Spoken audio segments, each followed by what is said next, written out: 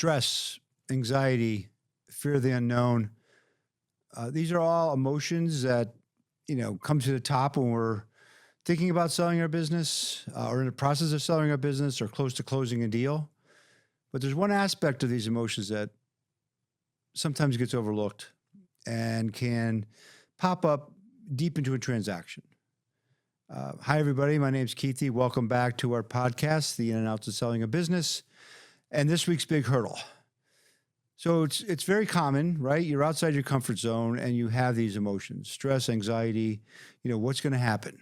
But the aspect I'm talking about here is it not only affects you, it's also your employees. And sometimes we don't pay enough attention to that. I mean, we're closely held family businesses. And I stress family businesses because to your employees, this is kind of like their second family. And if your business has been around for, 20, 30, 40 years, it's highly likely you've had employees that have been with you for 20, 30 years. Not only them, but also family members that work in the company.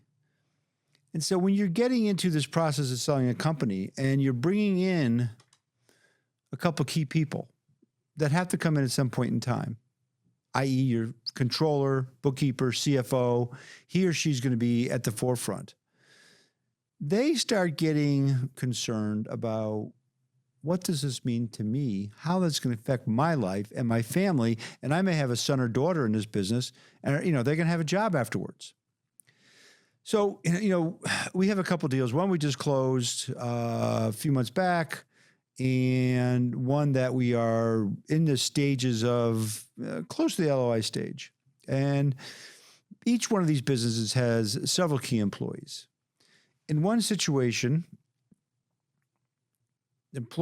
key employees were brought in early because the owner is at a point in his career where they've been asking him for several years, what's your plan? What are you going to do? Right? And so he finally kind of opened the curtain to them recently and said, look, I'm looking for the right partner, the right buyer that's going to allow you to prosper for the next 20, 30 years when I'm long gone. And begs the question, right? The employees, well, who are you talking to? What are these people bringing to the table? Am I going to get paid the same? What's my what's my overall benefit package? I mean, these, am I going to have a job?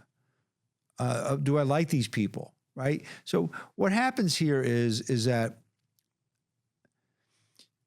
these are valid questions, and how you as a business owner or us as a business owner react to these questions is critical. So just like we talk about multiple times during our podcast, that information flow, that communication flow, that transparency flow between the buyer and the seller is critical to getting a deal done. That communication flow, they don't need to know the gritty details of the deal, right? The pricing and all that kind of stuff, but it's important for them to know who we're talking to, right? At the appropriate time. Now, key employees are probably brought in earlier in the process. Some of the other employees are notified at some stake after we have a letter of intent signed, and some employees really don't find out until we make the announcement. But as business owners, you kind of have to determine when's the appropriate time to bring the key people in. Because that's that management team, especially if you're, in this case, you're an owner who has a shorter timeline. He's not looking to, stay on for 3 to 4 years or 5 years or longer. He's looking to maybe be out in 6 months to a year, do some consulting for another year, and then he's off to his next chapter, so to speak, right? And enjoying the fruits of his labor. So how you approach that, how you communicate that to your employees, key employees, is important. In this situation, one of them, we brought in early stage. We brought in 2 people that are critical to no one's critical, but are very important to the business, that are going to be part of the leadership team moving forward. And we brought them into certain aspects of the meeting with potential buyers. We haven't signed a letter of intent yet. Just these are the buyer pool, so they get a feel for, who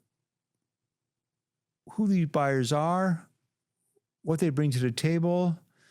And like usually the employees, certainly if it's a strategic buyer, they probably know them in some aspects, or know people in their team that they've met at trade shows, met at job sites, calling on customers, events. They've met different people in the team. So in this case, we brought these couple of people into early on, and it was emphasized during the meetings. And the owner did an amazing job of this. Is that I'm looking for the most important thing for me is to find the right buyer that's going to recognize the talent I have and is going to create a future for them. And and the employee is sitting right there, the two of them. Okay, so after the meeting, and there's several meetings with several different buyers. We sat there at a table. And again, we're the advisor. We're dealing with our client, but we've got to know a couple of these people. Over lunches and meetings, and we sat there and said, do you have any questions about, what they bring to the table and how this is going to impact your life, right? And or your son or daughter who works in a business. And so we had a very fluid conversation. Not necessarily us. We are the knowledge base with our experience over the years, supporting the owner in his communication and conversation with these employees. So we were able to give them examples of things that we've seen in the past to kind of support the narrative that the owner's speaking to them. Again, transparency, communication. I'm trying to find the right buyer that's going to help you be successful. And some of these buyers come to the table and look, we're putting together employee bonus plans. You're going to be part of our stock purchase plan. We have an incentive plan, things that they may not have had under the current ownership because just business is business. We've been doing the things we've been doing for years, right? So that conversation was very meaningful, right? And I encourage you as business owners is at the appropriate time is to have those conversations, especially with your key people, because as you get deeper into the process and once you sign that letter of intent, the buyer is going to be highly focused at some point in time in getting to know your key management team. And if you're bringing these people to the table properly prepared and educated as to why we're doing this, who they are, what they bring to the table, so they have a comfort level and they can feel a knowledge base to have a conversation with, being like just kind of drawn and off, side of the street. Hey, by the way, I'm selling my company. Here he is, or she is, right? Puts them in uncomfortable. So this way, you're helping them prepare for this sale as you're preparing for this sale. Again, the same emotions: stress, anxiety, fear of the unknown.